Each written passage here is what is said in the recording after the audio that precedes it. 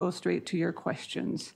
Libre à vous de poser des questions dans la langue officielle de votre choix. We'll do one question and a quick follow-up for the first round. Simply indicate to me if you'd like to ask a question and state your name and affiliation. There's a little microphone on the table in front of you. You just have to push the button before you speak. And so now with that, I'll turn it over to Governor Poloz. Well, thanks, Louise. Good morning, and thank you for being here today. Senior Deputy Governor Wilkins and I are pleased to be with you to talk about the latest issue of the Bank's Financial System Review, which we published this morning. Let me quickly remind everyone about the purpose of the FSR. It's to identify key vulnerabilities in the financial system which can interact with and magnify economic shocks. We monitor the evolution of these vulnerabilities and then apply a set of risk scenarios to look at the potential implications for the financial system and the economy if a significant shock were to occur. Les principales vulnérabilités que nous observons aujourd'hui sont les mêmes que celles exposées dans la livraison de novembre dernier de la Revue. J'aimerais commencer par dire quelques mots sur deux d'entre elles, soit l'endettement élevé des ménages et les déséquilibres sur le marché du logement. Ces vulnérabilités devraient persister quelque temps, même si nous constatons encore des signes d'atténuation. Plusieurs facteurs ont contribué à atténuer la vulnérabilité liée à l'endettement des ménages, notamment une série de modifications apportées aux lignes directrices sur le crédit hypothécaire. La croissance du crédit a aussi ralenti, parallèlement à la hausse des taux d'intérêt. De plus, l'expansion vigoureuse de l'économie canadienne est en train d'entraîner une forte croissance d'emplois et de revenus. Avec le temps, cette erreur, les Canadiens géraient leur dette, même dans un contexte de montée des taux d'intérêt. The changes to mortgage lending guidelines are driving a steady improvement in the quality of new loans. We've seen a decline in the share of mortgages that have a loan-to-income ratio above 450%. In fact, the share of new insured mortgages with a ratio above this threshold has been cut in half since the middle of 2016. This is an important improvement because we know that households with this level of debt are more vulnerable to an economic shock like a recession. However, I'll point out two reasons for continued vigilance. First, because the total amount of debt carried by Canadian households is so large, we know that it will be with us for a long time. Second, it's still too soon to fully assess the impact of the newest changes to mortgage lending guidelines. These guidelines, which came into effect at the start of the year, were aimed at tightening standards for uninsured mortgages. It's not yet clear whether the guidelines are driving a significant amount of activity away from federally regulated institutions and toward private lenders and credit unions who may not follow the federal guidelines. This is an issue that we'll monitor. We're looking forward to lending data from the second quarter, as well as the latest information from CMHC about mortgage underwriting practices, which we'll receive later this year. Now, in terms of housing market imbalances, we've also seen some lessening in this vulnerability, though it remains elevated. The annual rate of house price growth peaked in April of last year at just under 20% on a national basis. Now, it's below 2%. This slowdown is due to the declining affordability of housing in some markets, as well as the combined impact of higher interest rates, macroeconomic policies such as the new mortgage lending guidelines, and housing policy measures taken by various provincial governments. Of course, that figure is a national average. Outside of Toronto, national house price growth remains above 5%. A decline in prices for single-family homes in Toronto is a major factor pulling down this national average. In contrast, prices for condominiums are still growing rapidly, particularly in the Greater Toronto and Vancouver areas. This is a reverse of the dynamics that we saw until early 2017, when price growth for condos trailed the price for single-family homes. It's possible that the guidelines are having an impact here by limiting the amount some buyers can borrow and increasing the demand for condos relative to single-family homes. It's also possible that speculative activity is helping to push prices higher. La troisième vulnérabilité que nous surveillons concerne le risque qu'une cyberattaque d'envergure touche une institution financière ou une infrastructure de marché à l'image des systèmes de paiement. Notre système financier est si interconnecté que l'on peut craindre la portée des effets d'une cyberattaque qui toucherait une institution. C'est pourquoi la Banque collabore avec les grandes banques et Paiement Canada à la mise en place de mesures qui garantissent la reprise rapide des activités de nos principaux systèmes de paiement dans l'éventualité d'une cyberattaque. Overall, when we look at the three vulnerabilities and our risk scenarios, we judge that the overall level of risk is roughly unchanged from November, and our financial system remains resilient.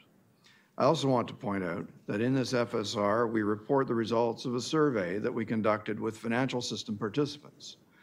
Respondents identified the threat of a cyber attack, geopolitical events, and a pronounced decline in property prices as among the most important risks facing their firm's own activities and the broader financial system. Now, before we answer your questions, I'll turn it over to Senior Deputy Governor Wilkins, who will say a few words about the bank's plans for communications on financial system issues. Carolyn. Thank you, Governor. Well, as many of you know, for over a decade, our biannual financial system review has been our main vehicle for communicating our analysis and our research on developments related to financial system stability. Now, the financial crisis taught us in the hard way just how important it is to keep on top of financial system risks. And that's as true today as it was then. And so I'm pleased to tell you about some changes that we're making to improve the accessibility and the timeliness of our work here. The first is that this autumn, we will launch the Bank of Canada's Financial System Hub on our website. The Hub will offer up-to-date analysis and articles on the financial system issues at hand, and they will be presented in a timely and engaging way and aimed at a broad audience. The goal is to help more Canadians better understand financial system developments without having to wait for a full FSR to be published.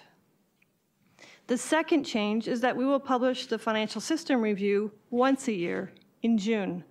This just recognizes that main vulnerabilities facing the financial system tend to evolve very slowly. Comme le gouverneur vient d'indiquer, les trois grandes vulnérabilités, de même que le niveau de risque global, sont les mêmes que lors de la dernière livraison. Le troisième changement est que chaque automne, un membre de conseil de direction prononcera un discours qui fera le point sur l'évolution des principales vulnérabilités du système financier et des principaux risques. Ce discours tirera sa matière des analyses publiées sur notre nouveau portail sur le système financier sur le site web de la Banque. Le concept est très similaire à celui des discours périodiques sur l'état de la situation économique que nous avons mis en place plus tôt cette année. We will also use our quarterly monetary policy reports to discuss relevant financial system issues when they have a bearing on the outlook for economic growth and inflation. The bottom line is that we are modernizing our financial system communications to be more nimble and to give these issues the greater visibility that they deserve. And with this, Governor Poloz and I would be very pleased to take your questions. Merci, Madame Wilkins. So we'll go to questions now, and we'll start with Kim. Hi, thank you. My question is about the reference to speculative activity in condominium markets, and I think the report outlines specifically that issue in Vancouver and Toronto. Can you just expand on why you see that as a concern? Are real estate markets in those two cities separating in terms of much less concern in detached housing versus in condominiums? And to what extent is there a concern about a possible correction in the condominium market now? Sure.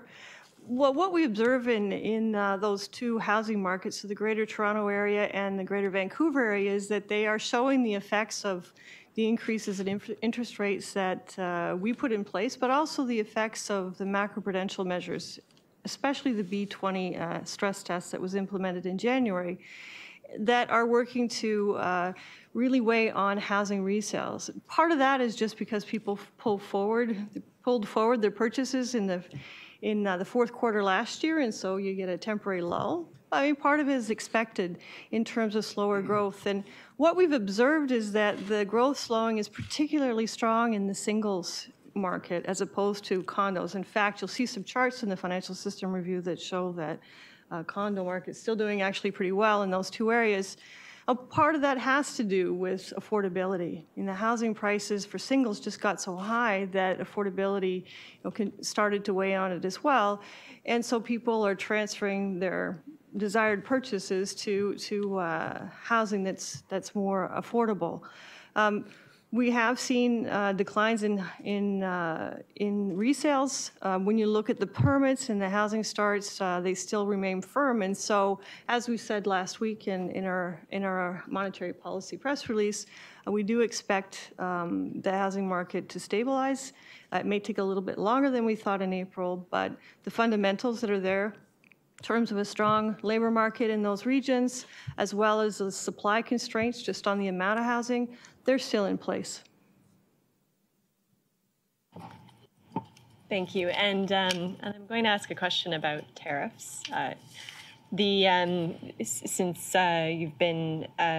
you did a press conference here in Ottawa last, the U.S. announced tariffs on steel and aluminum, and I'd like to ask how that affects both the economic outlook and the outlook for financial stability in Canada. Well, as is our typical convention, we incorporate all government policy announcements that we're able to into our forecast.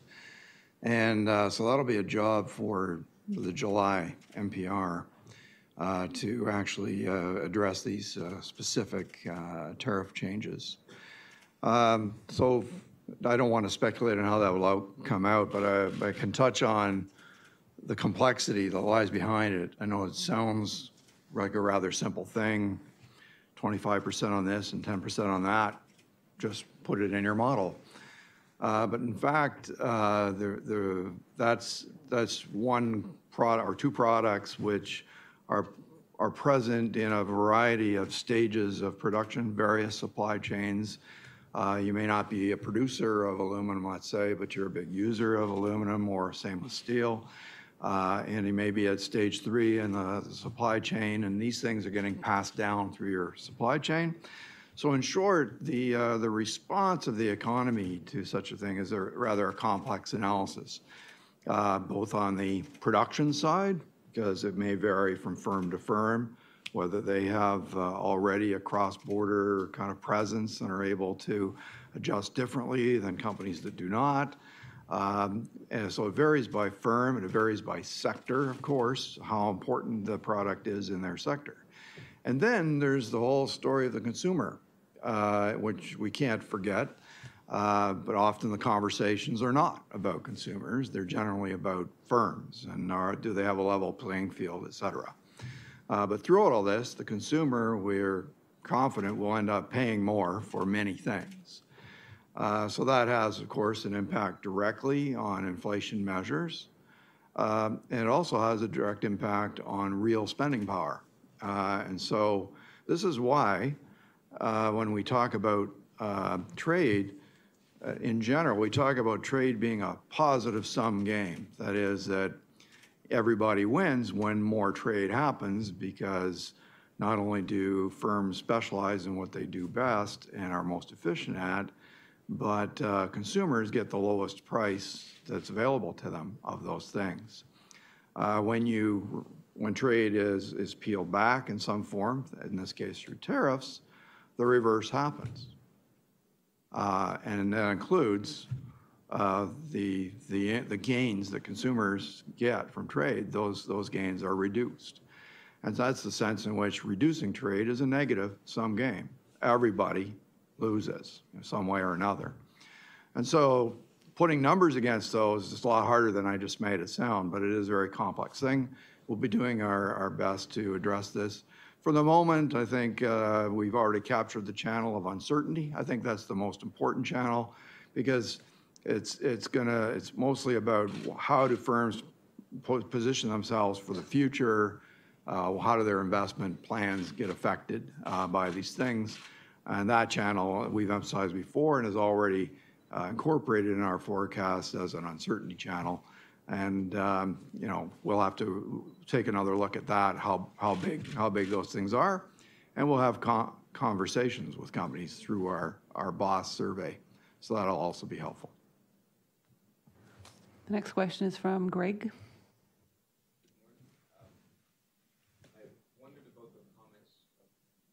That the size of the debt and the impact of that will be with us for a long time. Can you elaborate on whether we're in some kind of house poor world here? Well, I think on the contrary, actually. I mean, the reason why stock of debt is so elevated, I went into that in some detail in that speech up in Yellowknife. We have a high level of debt because interest rates have been so low. And so the sorts of debt service obligations that households are carrying are not really that different from what they've been historically. Now, of course, as interest rates move higher, there's of course the chance that that debt service ratio for the economy as a whole will rise. But historically, it has not been that sensitive to interest rate movements. People manage to a certain debt service ratio. And so, you know, I think that the consequence of this era of very low interest rates has been that people have been able to buy houses, possibly larger houses or better located houses, et cetera, than they were, say, 20 years ago when interest rates were higher and debt service was, you know, potentially, you know, for the same house, a bigger share of your income. So no, I don't think of it as a house poor as you characterized it situation, but acknowledge that, of course, as interest rates rise, we are exposed to that, and we expect the sensitivity of the economy to those higher interest rates to be higher, because for every dollar of debt, a higher interest rate means, you know, there's less cash flow left over for other consumption goods. And so we'll be monitoring that very carefully as we go about this gradual process. Physically, you've mentioned this report is going to a once-a-year affair now. Is that supposed to be another signal that the dangers in housing have basically moved down a big level now? I wouldn't take that. We're moving to once a year for the financial system review, the full review, as a sign about any view on the vulnerabilities. In fact, when we think about a modern way to communicate, and we got feedback from the people who read our material and other discussions, we realized that there's a limited taste these days for people twice a year to read a document that's 60 pages long. And that if we broke it up a little bit by putting out the analysis, for example, in the reports, more gradually throughout the year as they became available, that not only would be more relevant, it would be more likely to be read. Because it was timely instead of waiting till December or waiting till June. And so, in fact, it's an attempt to be more modern, more accessible, and more timely in our analysis. You know, an example is you'll see a table in the financial system review about when we're going to get data that will help us tease out the effects so far of the recent changes in B20. And we think, you know, we'll get some really good data accumulating up till September. And so sometime, maybe the end of September, October, we'll have a paper that will do that. We think, why wait till the end of November to put that out? We'll put it out on our new financial system hub, and you can get our analysis right away. And so that, combined with a speech by a member of Governing Council in the fall, which will wrap all our updated views together, I think will be a more effective way to communicate how we're viewing vulnerabilities and risks of the financial system. Andrea? Thank you. I wanted to follow up on, your thoughts on the housing market, that there's some stability there and, income's rising, it's coming back. Maybe the worst is behind us. I'm wondering, you mentioned incomes, but is there enough credit to support demand with these tighter mortgage rules? Well, we are seeing a modest moderation in credit. That's exactly, of course, what we would expect to see as interest rates go higher. You would expect to see a moderation. But this, of course, is always there's a big piece of collateral in housing credit. And so what I really think it points to is that these rules around mortgages, of course, are at the margin reducing the size of the mortgage the maximum size of mortgage that someone can obtain given their income. And that is quite naturally having ripple effects through the resale market and so on. So, and the question we have is, how do people adjust to it? And in our view, there's a range of responses. And the most likely one is that people will choose something less expensive, but still be engaged in the housing market. And this may be behind the continued strong growth in condo prices. There's a bit of as Carolyn mentioned a minute ago, a transition at the margin from single family to condo in inexpensive markets. But that's I think going to be the primary process that happens, and that is also no doubt contributing to the flattening out of resale prices.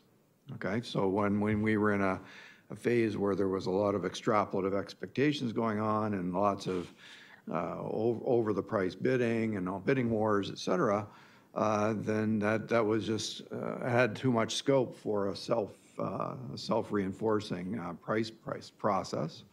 And as we're saying, that seems to have largely dissipated, although we won't comment on whether it's permanent or because the fundamentals of demand and supply are still very strong in the Toronto and Vancouver markets in particular, but not only there.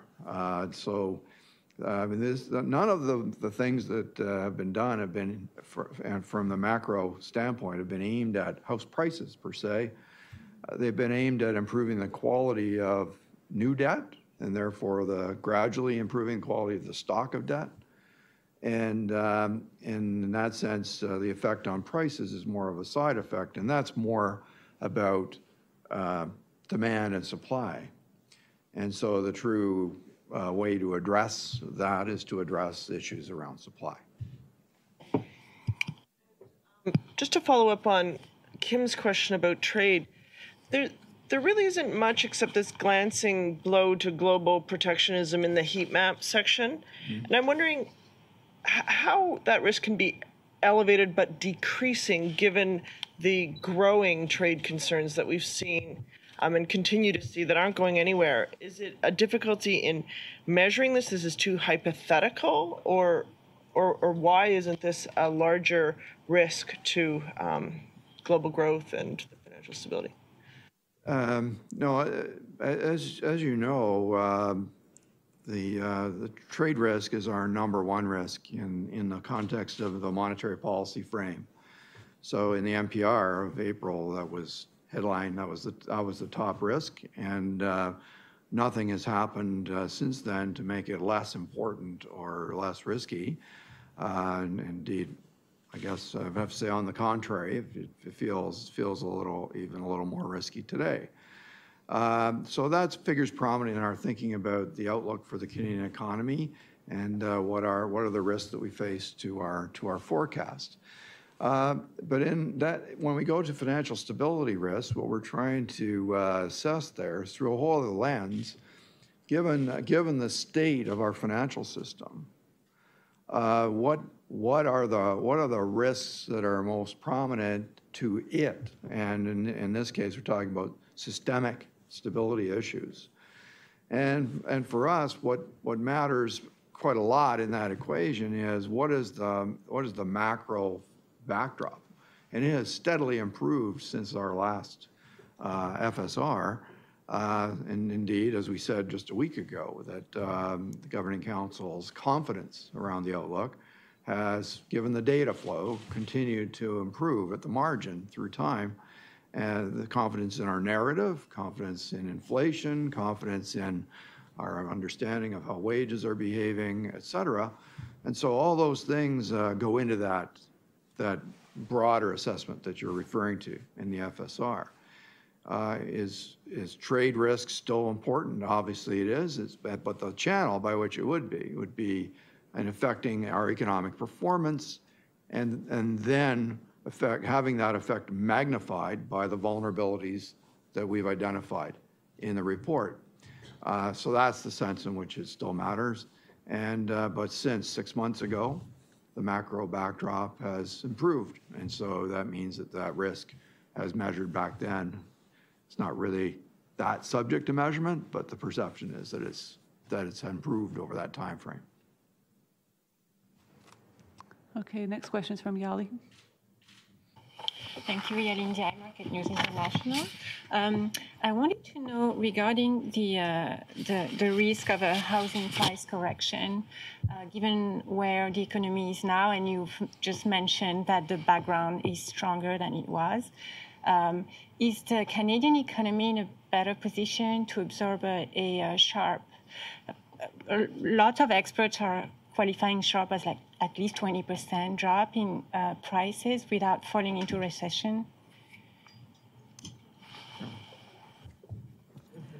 Well, we won't put any numbers to this, but we do conduct stress tests to using our models to just see what an impact might be in the channels through which house price shock might affect the broader economy and the financial system. And that's part of the risks that we have in the back. One is house price correction in Vancouver and Toronto only, with more contained types of effects, and another house price correction that comes through a recession that might be triggered by some external event to Canada. And so when we do that, I mean, it all depends on the size of the shock, but certainly we do find that the Canadian system is very resilient. It always has been, but I think that it's even more resilient than it was at the time of the crisis for a couple of reasons. And one is just the financial position and the risk management at the major financial institutions that are more highly capitalized and have more liquidity buffers. But the other thing that we're starting to see, which is positive and it's going to take time, is just the composition of the new debt that's coming out is a little more solid, in the sense that there are far fewer new mortgages that are being underwritten for people who would end up with a loan-to-income ratio of over 450%. And that's pretty good news. I mean, we've seen that from the B20 changes that were made in 2016 that are still working through the system, and then, of course, the newest changes that were implemented in January. So together, certainly, major house price correction is a risk. It wouldn't be good news for the Canadian economy, but from a financial stability point of view, we think that the Canadian financial system is resilient. And regarding emerging market stress, so we've had outflows and we've had different episodes with fears of contagion.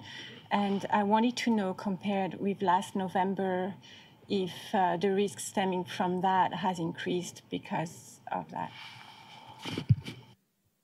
Well, I don't have a handy metric to say whether it's increased, but certainly since then, we have had a couple of countries experience significant stress, that being Argentina and Turkey. I would say our sense of that right now is that, yes, there are you can observe signs of stress in other places too.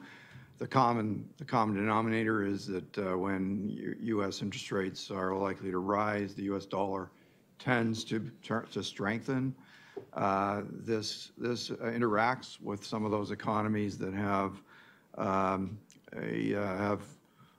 extra U.S. dollar debt in their corporate structures in particular. So they've borrowed in U.S. dollars, and yet they're operating in a local currency, and so the debt burden can go up rapidly if the U.S. dollar rises rapidly. And so that always attracts the attention of those who speculate on those kinds of vulnerabilities. So I would say those vulnerabilities have been there. They're not, I would say globally, they're less than they have been in the past. And yet, of course, that doesn't mean they don't exist. They do exist. And so, I guess the thing about both Argentina and Turkey is that a centerpiece of the sort of speculation has tended to be around the independence of the central banks. And that makes it a lot more, if you like, less prone to contagion, provided that, you know, another country's central bank is perceived as independent. And I think, you know, in general, there is a pretty widespread sense that central banks are independent. But in those two cases, there were recent political developments that put those assumptions into question. So I think that kind of fueled the situation. We're not out of all this expecting a contagious thing to happen, but I think everybody understands that U.S. interest rates are likely to rise, and so there couldn't be any more preparation for it than there has been. Are there any other questions? Go ahead. Just one last thing about the other vulnerabilities. You're still mentioning the non-financial corporations debt. I wanted to know if you think that we've seen most of the increase, and if not, is it going to continue to be concentrated in the oil and mining industries? Yeah, I think what we want to monitor, so without getting into where we predict corporate debt to go in those industries, I think the reason that we're looking at it is you do see a rise in the debt-to-income ratios there as well, and of course that's always a bit of a flag. It's not just for the household sector; it's for the corporate sector as well. And when you dig into it, as you mentioned, you do see that most of that rise is due to oil and mining industries, and as much because debt has increased, income took a big hit, not surprisingly, given what happened to oil prices a couple of years ago. And so that's a sector that we'll be watching. The rest of the non-financial corporate sector seems to be pretty stable. They've got a lot of cash.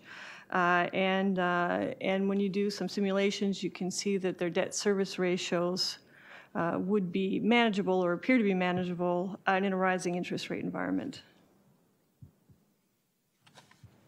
Another question from Andrea. Just on that auto loan note that there was in the FSR, I'm wondering how you interpret this lengthening of the terms, and yet arrears still look okay in those subprime borrowers. Is this a structural change in the way Canadians like to structure their debt, or do you think this could be some kind of sign that they are under pressure and need longer for some of those loans outside of mortgages and HELOCs? Well, I mean, I do think that what we have observed is increased flexibility in that space. And I suppose in many ways, it's not unlike the gradual increase in flexibility we've seen in housing space.